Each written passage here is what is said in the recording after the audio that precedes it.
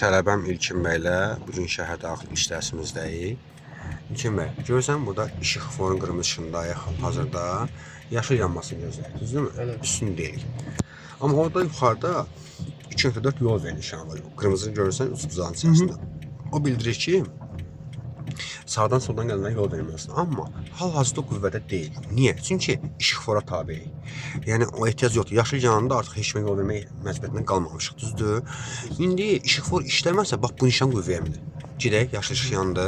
Bax görsən yol vermək məcburiyyətindən deyilsən. Çünki işıq fora tabisən. Döndər əlini. Ay sağ. İndi qaytar, əlaçı. Sağımızda velosiped zoladı. O yerdəki karslar çox təhlükəlidir. Çalış ki, heç vaxt təkər ona toxunmasın. Cüzgərdən yoxla, sağ gücü, sol gücü bax gör ki, məsafə nə qədərdir.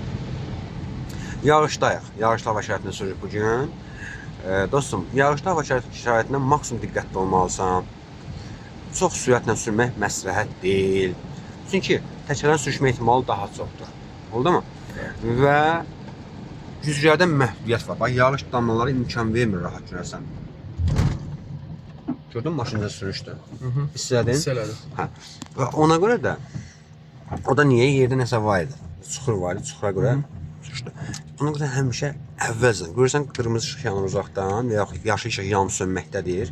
Sürətini yavaş-yavaş azaltmalısan ki, sən gəlib bax burada, bax o stop xəttidir. O xətti görürsən, o stop xəttidir. Stop xəttinin qarşısında rahat şəkildə dayana bilərsən. Oldu? İlk dəfə səndən yola çıxırıq. Sür, gecikmə. Bir az sağa çək, avtomobilini zola düşək. Özünü necə istəyirsən? Əla. Həyəcan azalır, hər şey yaxşı. Əhsən. Gözəl. İlk başlarında 5-10 dəqiqə həyəcan olur, təbiidir o. Sonra həyəcan boşlar. Ümumiyyətlə ikinci dərsimiz idi. Bəli. Amma bu ilk dəfə yola çıxır səndən, düzdürmü? Bəli. Əhsən. Uğurlar olsun sənə. İndi mən çəkiş dayandırıram İlkin bəy. Mənim adaşım. İnşallah amma dərsimiz davam edir.